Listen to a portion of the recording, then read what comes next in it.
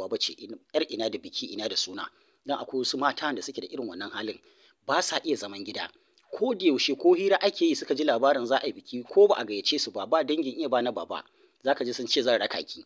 Kawai su je a yi bid'a, a yi bidiri, a yi bireɗeɗe, a je a girgije shi ne burinsu. A ga wancan, a ga wancan, a ga me aka kawo amarya, me amarya ta saka a jikinta, me kaza kaza, a zo a bada labari. Su sun samu farin ciki a irin wannan.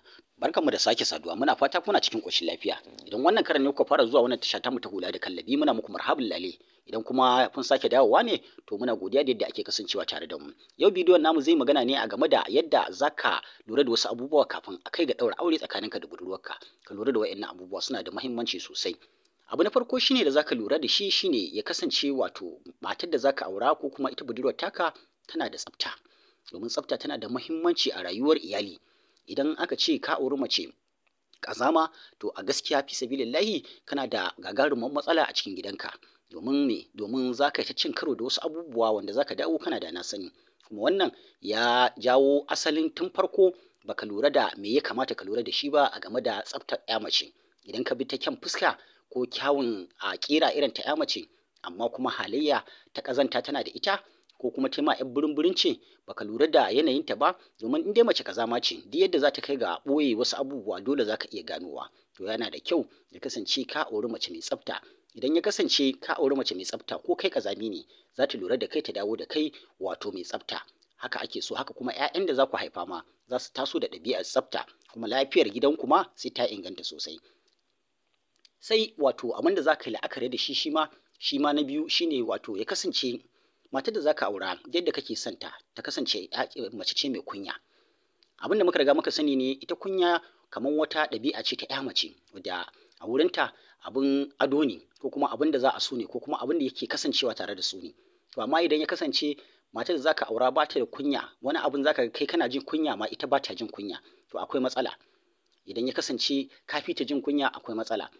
Kyan kunya ya kasance yana tare da ya mace.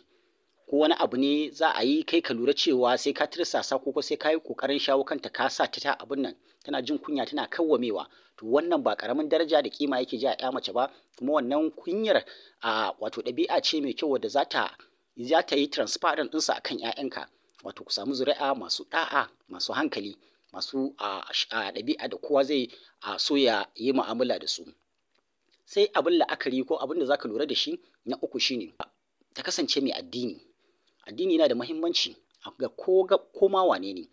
Abin da ake so shine ita ya mace idan ta samu irin waɗannan ɗabi'u, to ana sa ran 'ya'yan da za ku haifa ma za su tashi da irin wannan ɗabi'u. Domin ba kowace tarbiyya ce kai a matsayinka na ɗa namiji zai kasance kai ne za ka yi wa 'ya'yanka ba. Domin me? Domin ba mu da lokacin da 'ya'ya mata suke da shi. Kuma dama ita uwa ita ce malama ta farko a cikin rayuwar ɗan adam. Kai ka tafi neman abincinka, gidanka da amana 'ya'yanka da koma menene yana hannun matarka. To ya kamata a ce matarka tana da wasu halayya na musamman wanda ko kai baka da irin waɗannan, idan ita ta haɗa wannan, to za ka ga an samu iyali masu albarka. Sai idan ya kasance budurwarka da za ka aura wato tana da halayya ta tara yawan ƙawaye masu yawa.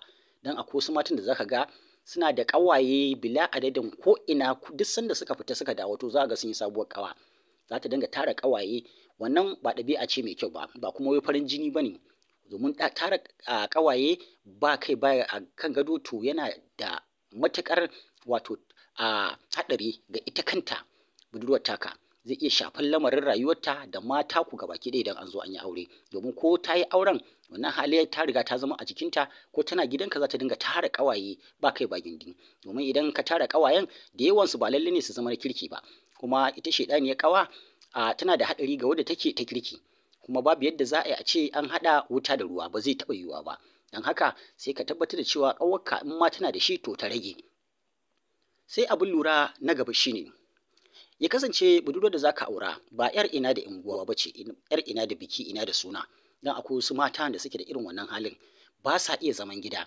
Ko da yaushe ko hira ake yi suka ji labarin za a yi biki ko ba a gayyace su ba, ba dangin iya ba na baba, za ka ji sun ce zan raka ki. Kawai su je a yi bid'a, a yi bidiri, a yi bireɗeɗe, a je a girgije shi ne burinsu.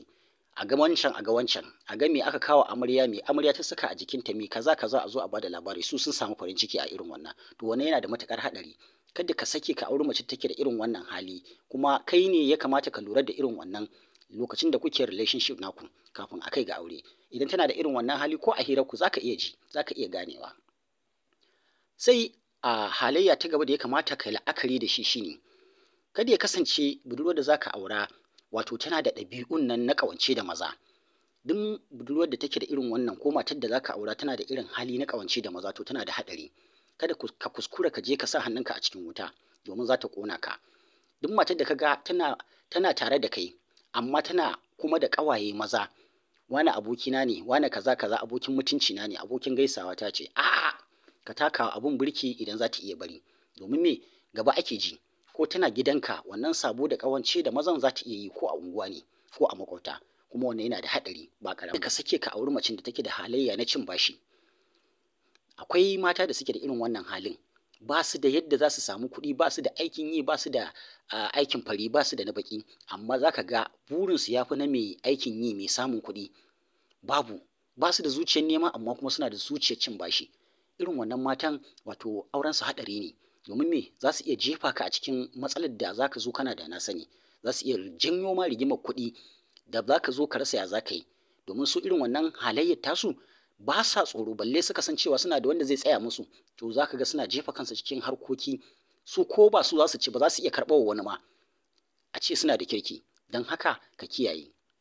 Sai halayya ta gaba, abin da za ka lura da shi ga macen da za ka aura shine, kada ka je ka auri munafuka.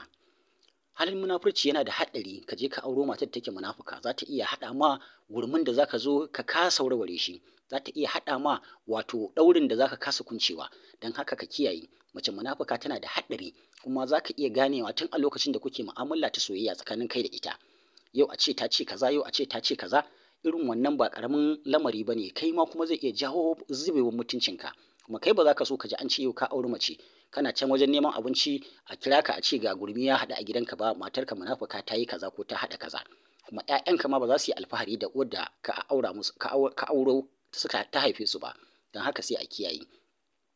Sai abin lura shi ma na gaba shine, kada ka je ka auro wato mace wadda ta kasance maƙaryaciya ce. Duk mace da ta kasance tana da halayya, ta yi sabo ko kuma tana da ɗabi'a ta ƙarya, to wannan macen za ka ga darajarta za ta zama 'yar ƙanƙanuwa a idon kowaye.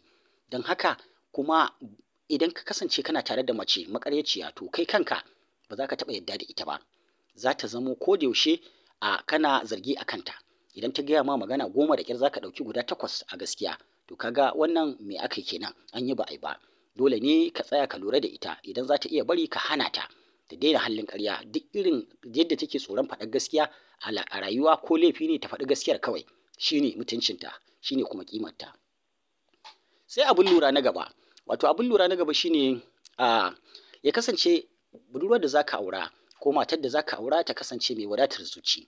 Idan ka auri mace mai wadatar zuci, wadda babu abin da ya dame ta da abin da mutum yake da shi, ko ɗan uwanta ne, duk irin kuɗinsa, duk irin wani abu, kar ta je ta lura da shi ko ta sa rai da abin hannunsa. Ta kasance wanda take da shi ya wadatar da zuciyarta, ta yi haƙuri da irin abin da ke hannunta, ta yi amfani da shi, bata sa rai da na wani ba, bata je ta roƙa ba, bata ƙi ko kuma bata gode Allah da ni'imar da ya mata ba, ta jefa kanta a cikin wani hali.